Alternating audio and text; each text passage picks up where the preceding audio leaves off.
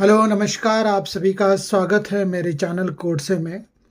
और आज जैसे कि मैंने कहा है कि हम आईबीसी से जुड़े हुए मसले के बारे में बात करेंगे, उनसे जुड़े जजमेंट के बारे में बात करेंगे।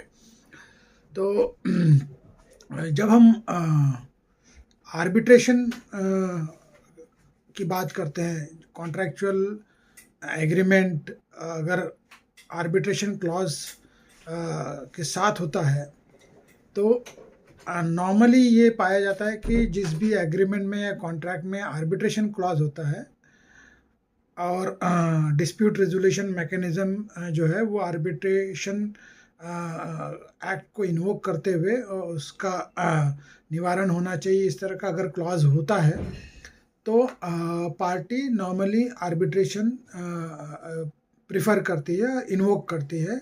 और जो भी मैकेनिज्म जो एग्रीमेंट में लिखा होता है उस मैकेनिज्म को अडॉप्ट करते हुए ट्रिब्यूनल कॉन्स्टिट्यूट होता है और उसके सामने जो है क्लेम वगैरह फाइल होता है, फिर उसका एडजुडिकेशन होता है।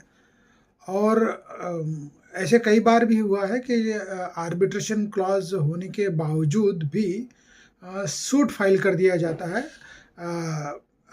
जो मनी क्लेम है या कोई और जो स्पेसिफिक रिलीफ एक्ट के तहत कोई रिलीफ मांगी जाती है। कमर्शियल आईपीआर मैटर में भी इस तरह के सूट जब फाइल होते हैं तो अमूमन जो आर्बिट्रेशन क्लॉज होता है, जो कॉन्ट्रैक्चुअल ऑब्लिगेशंस होते हैं बाइंडिंग दोनों पार्टी के लिए, प्लेंटिफ्स और डिफेंडेंट के लिए, और अगर उस एग्रीमेंट में आर्बिट्रेशन क्लॉज होने के बावजूद भी इस तरह का अगर सूट फाइल होता है तो normally section 8 civil procedure code जो है उसको इन्वोक करते हुए जो कंसर्न ट्रायल कोर्ट होता है, तो वो ट्रायल कोर्ट चाहे डिस्ट्रिक्ट कोर्ट हो चाहे हाई कोर्ट हो, वो आर्बिट्रेशन को रिफ़र कर सकता है सेक्शन 8 के तहत।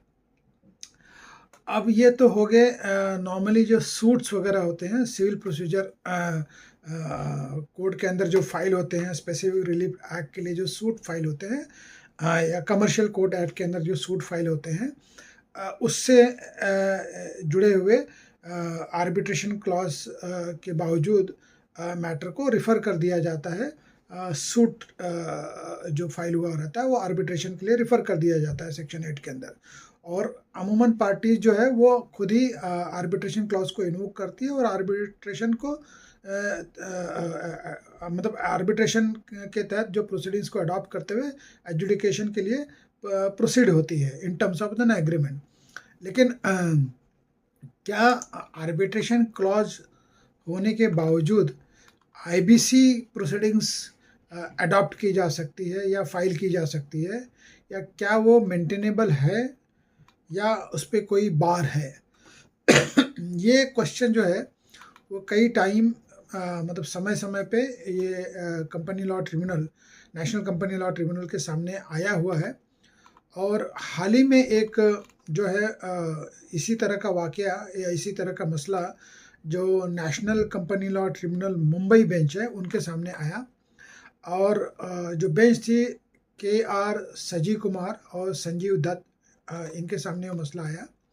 और जो पार्टी थी जो बेसिकली जिनकी जो प्रोसीडिंग थी वो गाउंडर एंड कंपनी वर्सेस इसिनॉक्स लिमिटेड, इनके बीच में थी। सेक्शन 9 की प्रोसीडिंग्स फाइल हुई थी।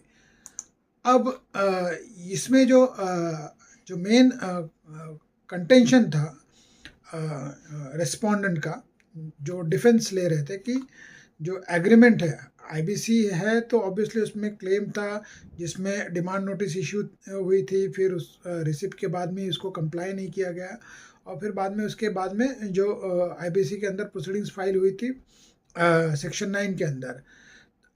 लेकिन जो क्लेम है वो जायज़ है या नहीं है, क्या वो क्लेम देना बनता है या लाइबिलिटी एडमिटेड है या डिस्प्यूटेड है।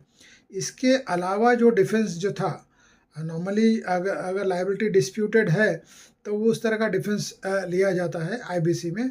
और अगर डिस्प्यूट ऑलरेडी रेज्ड है, रिकॉर्डेड है, और सिमिलर कॉज ऑफ एक्शन के तहत किसी और अल्टरनेट फोरम पे वो पेंडिंग है, तो आईबीसी मेंटेनेबल नहीं होता है।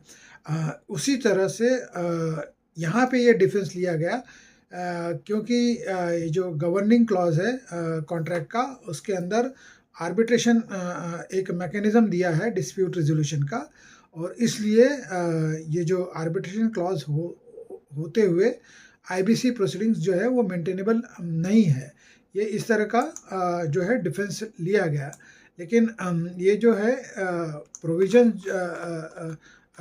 जिस तरह से रखा गया डिफेंस के तहत, वो कोर्ट ने, मतलब एनसीएलटी बेंच ने इसे माना है कि ये एक मतलब सेटल्ड प्रोविज़न है।